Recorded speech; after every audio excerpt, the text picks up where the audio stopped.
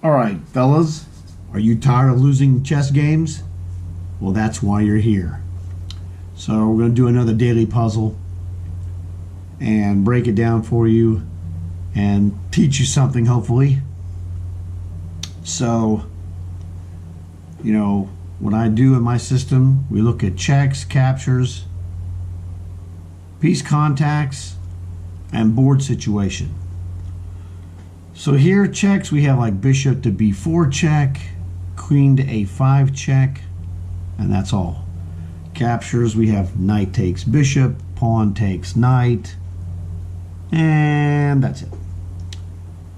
Piece contacts, stuff like, well, hard to move our pieces to attack something that's not already done, like g5. g5 would be an attack on the bishop, okay? So there's just not much piece contact going on. Board situation is very interesting sometimes, and this one is kind of not obvious. The board situation here, if you just look at it, you don't really see anything. It's like, well, this is an opening position, and that's all. The board on this kind of problem, though, the board situation will become apparent as you actually start looking at moves. But it's not like, well, there's a mating attack going on. There isn't. So that's why this is kind of deceptive, but you'll get to see what I'm getting at. So normally when I look at a board position, I want to take my first impact, to my eye. The first thing I see, it jumps off the page at me, pawn takes knight.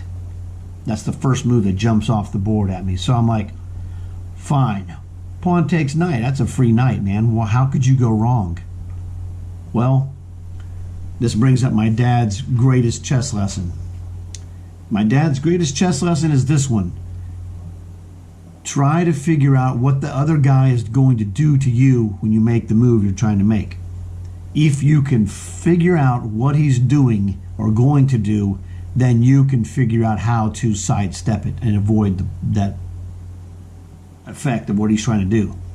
So, I want to take this knight. Pawn takes knight. Well, my dad would say, figure out what he's going to do to you when you take his knight. I'm like, okay. Well, now, I see it relatively quickly. He's going to play bishop to c7, and my queen is trapped. So, my dad's greatest lesson pays off instantly. If I take his knight, he's going to play bishop to c7. So now we figured out what he will do if I do what I want to do. Now comes stage 3. Can I get around it? Stage 1 is I want to play my move. Stage 2, I've figured out what his next move will be. And now stage 3 is, can I get around and sidestep his response? And the answer is yes. And you're like, what do you mean yes? He's going to play bishop to c7, your queen is trapped. My queen is trapped, no question. But I got to ace up my sleeve. So now you might be able to see this since I've told you there's an ace up my sleeve. So if you want to take a minute or two to pause it and look for it, and if you don't find it, just come back and go, okay, give it your best shot. But don't spend all day, whatever. Give it your best shot, expend some effort. If you don't get it, that's not a problem, because we're here to teach you. And if you get it on your own, that's super fantastic. That means you're getting better. But you're going to get better either on your own or with my help. It doesn't matter to me which way it is. So if you have paused the video and you're back now, I'm going to show you or tell you what the escape move is. It's like Harry Houdini, the greatest magician who ever lived. All right, start from the beginning. Pawn captures knight. Bishop to c7, trapping the queen. Haha. Well, yeah, that's true, except we have a little move you might have heard of called bishop to b4 check. Notice he has nothing that can step in between the king and the bishop. The thing that's noticeably missing is the c pawn. If he could play c3, we could not take, well, actually we still could take his knight, but it just wouldn't be as big of an advantage as it is. He doesn't have a c pawn to go to c3. He's got nothing that can take our bishop. He has to move his king. He moves his king to, I don't know, e2 or f1, I guess. Doesn't matter. I don't care, because my following move is going to be queen to e7, and just get out of dodge, as they say. So I'm going to pick up this knight for basically a pawn. I'm going to check him with my bishop, and then sidestep queen to e7, and he's dust. This concept comes up in other openings, like Queen's Gambit in some cases, or it can happen in well, whatever, let's not get crazy.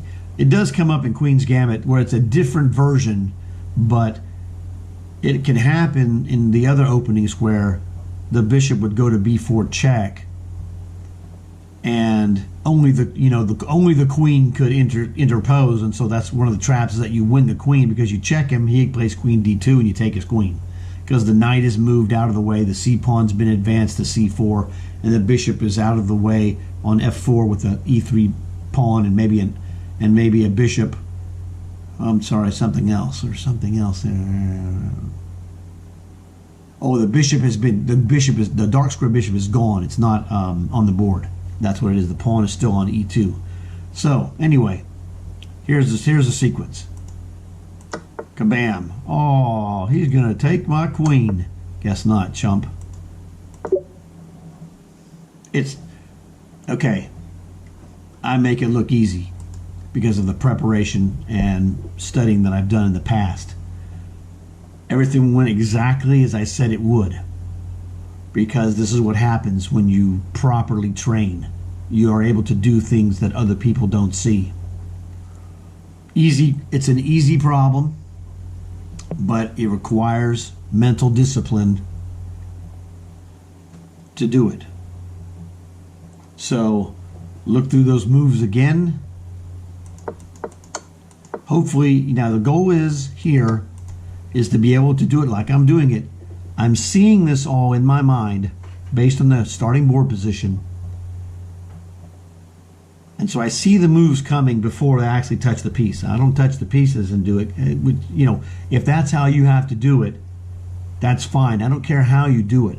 I'm just showing you the ultimate goal that you're trying to reach, is to do this mentally.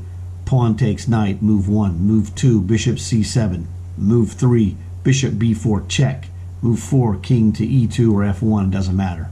5, queen to e7. Thank you for the free knight. Pleasure doing business with you. This is the goal you're trying to reach. So hopefully you enjoyed it. Wasn't too hard, wasn't too long either. So quick and good. You guys know what to do. I'll see you later.